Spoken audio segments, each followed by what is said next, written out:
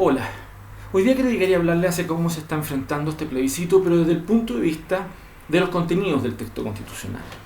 Bueno, lo- los hechos son que terminó el trabajo del Pleno y en la práctica hoy día incluso hicieron un acto ahí en Antofagasta, adelante de unas ruinas que tenían que ver con una refinería de plata que en realidad no es tan antigua y además ni siquiera fue una experiencia muy exitosa, por así decirlo, porque viene del siglo XIX. Pero hicieron todo como una especie de show, por así decirlo, para llegar y dar a entender de que se lanzaba este nuevo texto constitucional. 500 artículos. 500 artículos. Pero más allá de ese tema, va a comenzar una comisión de armonización en donde los grupos, tanto del gobierno de apruebo, como también algunos que están más bien hacia rechazo, actualmente han estado tratando de generar la expectativa de que va a haber poco menos que un nuevo texto constitucional a partir de esta comisión de armonización. Y la verdad de las cosas es que es muy difícil o prácticamente imposible cambiar los ya 500 artículos que han aprobado. Y no solamente eso, sino que no hay más que manejos de plazos y algunos tipos de ajustes menores eventualmente que van a poder llegar y justamente lograr, pero no van a cambiar la lógica central que está contenida en esta Constitución y que está generando angustia y problemas para el gobierno y al mismo tiempo para los grupos que quieren imponer esta Constitución. Por eso ellos dicen que están morigerando los textos. Han dicho de que le han dado nuevas atribuciones a esta Cámara de Regiones y que en la práctica va a entrar en vigor después del término del mandato de los actuales senadores. Lo que no es enteramente cierto, porque hay senadores que están electos por 8 años, por así decirlo. Así que por lo tanto, y que acaban de entrar en funciones, así que por ende el hecho de llevar esto al año 2026 va a interrumpir esos mandatos.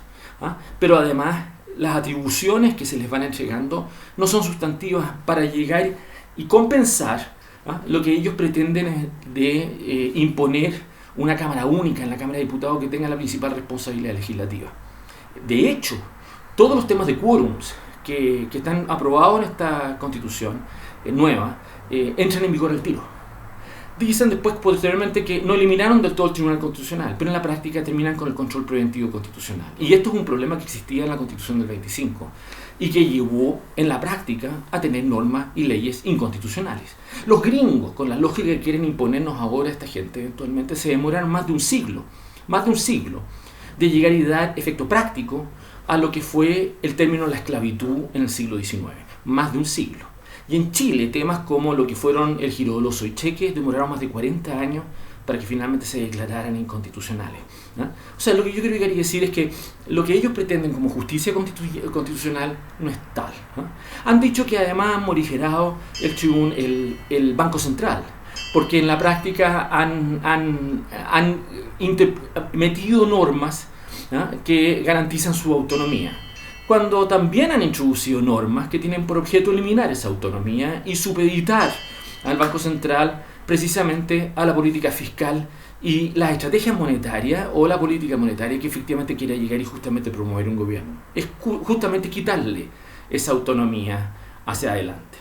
Y no solamente eso, eliminan efectivamente el carácter militar de Carabineros de Chile, lo convierten poco menos que en la PDI y lo convierten en una fuerza civil. Al mismo tiempo, ¿para qué estamos con cuento? El tema de la plurinacionalidad ya ha dado lugar a debate hace mucho rato, por así decirlo, acerca de las consecuencias perversas que va a significar darle un estatuto a uno versus un estatuto a otros en lo que se refiere a los mismos derechos. Pero los temas que tienen que ver eventualmente con las angustias es que los grupos que están en apruebo están tratando de dar la imagen falsa de que en el fondo lo que se está tratando de imponer no es lo que se cree, y que hay tergiversaciones y que se quiere llegar a enredar el contenido de esta Constitución cuando se está tratando de hacer todo lo contrario. En el derecho a propiedad ellos han dicho que el justo precio que ellos introdujeron eventualmente para como el valor de las expropiaciones que se hagan es algo que tiene una larga tradición en la jurisprudencia chilena, en los tribunales civiles. Pero la verdad de las cosas es que eliminan la norma actual porque ellos quieren llegar y hacer de las expropiaciones una política general, como lo que fue la reforma agraria, lo que fue la nacionalización del cobre. Ellos no conciben eventualmente el desarrollo económico del país eventualmente a partir de la iniciativa privada y creen que mantener estas llaves masivas de expropiaciones, no para hacer proyectos de infraestructura como el metro u otro caso a caso, sino que pueden llegar a ser políticas integrales, como pueden ser la restitución de tierras a nivel indígena u otro. Son herramientas indispensables para ellos, para poder llegar justamente a hacer lo que ellos pretenden hacer. Y eso es la razón por la cual se cambió las normas en materia de derecho de propiedad en la Constitución que está actualmente vigente, y nunca se ha cambiado precisamente para evitar las ansiedades que existieron en esos otros procesos y que terminaron siendo procesos políticos que terminaron mal, no terminaron bien. Entonces, cuando uno ve todas estas supuestas morigeraciones que ellos están vendiendo para llegar y justamente soportar y darle validez a una constitución más moderada y distinta, no solamente no son tales, sino que uno se pregunta quién está produciendo más impacto. Y la verdad, las cosas que están dirigidas básicamente a la gente que está o que se identifica progresivamente con rechazo. Esa es mi discusión con grupos que están en la oposición hoy día y que no se atreven a llegar y armar una campaña única, una sola plataforma, con un solo relato disciplinado eventualmente por rechazo. En el fondo, todas estas iniciativas han tenido por objeto que rechazo no se constituya como tal, demore eventualmente su propia campaña o derechamente eventualmente hayan grupos que estén especulando con la posibilidad de votar a prueba o eventualmente sumarse a este proceso constituyente en los términos que existen. Y la verdad de las cosas es que estamos a muy pocos meses eventualmente del plebiscito, solamente un poco más de 3 meses. Es muy difícil hacer una estrategia hacia el plebiscito eventualmente cuando se están tratando de enredar, y grupos que deberían tener más claridad en esta materia actúan en la dirección contraria a lo que debieran hacer. Aquí lo único que hay que tratar de entender es de que esto va a ser un plebiscito binario. Lamentablemente es así, es una mala forma para resolver temas, pero así está más o menos, está ya escrito, por así decirlo. Es apruebo o rechazo un proyecto de reforma constitucional, de nueva constitución que está propuesto por esta convención constituyente.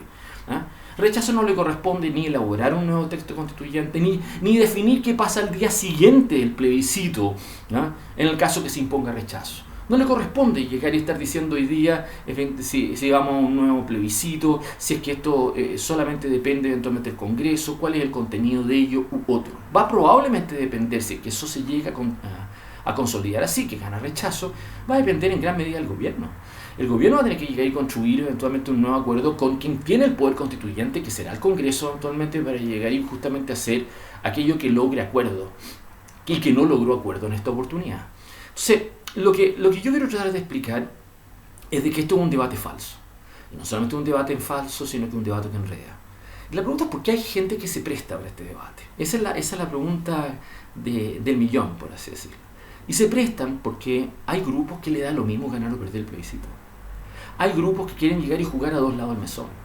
Hay grupos que han apostado a Mario Marcel poco menos que como un primer ministro de este gobierno. Hay grupos que quieren llegar y privilegiar el desempeño económico por sobre el diseño político del país. Hay grupos que en realidad el tema de la Constitución les importó poco y que en realidad siempre creyeron poder llegar y sumarse eventualmente a un acuerdo. Bueno, está bien, la gente puede equivocarse, por así decirlo, pero lo que no pueden hacer es que ya cuando estamos encima de un plebiscito que queda tan poco tiempo, es llegar y seguir insistiendo en una estrategia fallada y impedir hacer aquello que es indispensable, sobre todo cuando en el país eventualmente están subiendo las angustias por este proceso y en la práctica existe más visiones negativas que positivas respecto de ello. Y ese es el tema, porque hay que salir a persuadir el país.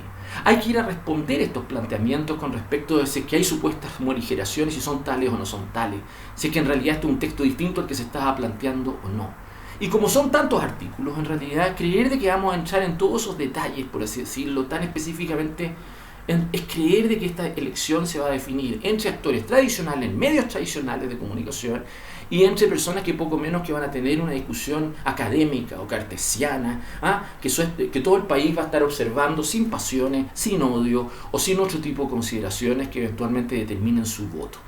Y ese es mi tema central en estos meses con la gente que yo creo que se ha ligado a hacer aquella cosa que debemos hacer hace mucho tiempo, que es darle camiseta al rechazo, es llegar y salir a implicar eso. Y es al mismo tiempo, más que llegar y jugar al contenido, demostrar disposiciones políticas entre adversarios, entre personas que han estado en distintas paradas en el pasado, y que demuestran que pueden trabajar juntos a pesar de sus diferencias, y demostrar que están en otra onda, en otra disposición anímica, y que están dispuestos eventualmente a dejar de lado sus diferencias para llegar y trabajar aquello que nos une. Justamente hay un 75% del país, 45% del país que votó por Kast y 30% de los 55% que votaron por Boric, pero que votaron contra Kast, que hacen el 75% del país y que podrían estar bien dispuestos a hacer rechazo. Hay que tratar ese grupo como un solo todo y ser capaces de mostrar buena onda, buena disposición y de mostrar otra onda en el país que esta fragmentación y esta pelea de grupos en una dirección u otra. Yo he criticado la pretensión de tener un rechazo popular, ciudadano, un rechazo libertariano, un rechazo amarillo, un rechazo agrícola, un rechazo minero. Yo creo que debe existir solamente un solo rechazo y ser capaces al mismo tiempo construir a partir de ahí otro momento para el país. Convertir esto en una solución más que en la profundización del problema. Hoy día los actores de esta constituyente eventualmente vienen diciendo que si que gana rechazo va a profundizarse la crisis política del país. Lo dijo Gaspar Domínguez justamente en Antofagasta, el vicepresidente de la convención.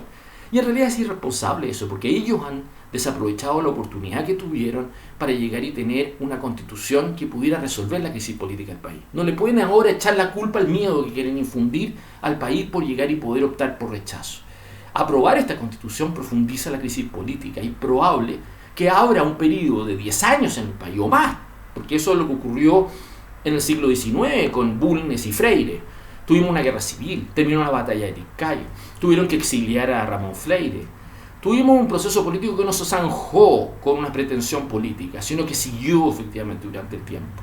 Y eso es lo que nos amenazan con tener si es que en este plebiscito se impone el proyecto que se ha despachado, que se está vendiendo en este momento como la nueva constitución para Chile.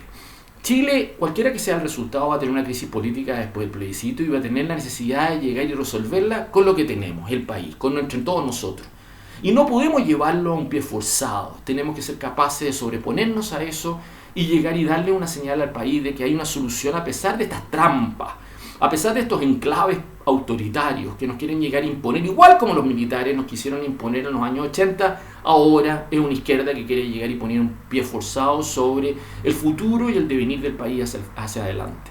Nosotros tenemos que decir que no a eso. Y tenemos que ser capaces de demostrar de que lo que estamos diciendo es mejor para el país y es una solución y una salida. Ese es el mensaje, ese es el contenido y ese es el trabajo a los cuales yo creo que deberíamos tratar de abrirnos, animarnos y ponerlo en obra. Muchas gracias.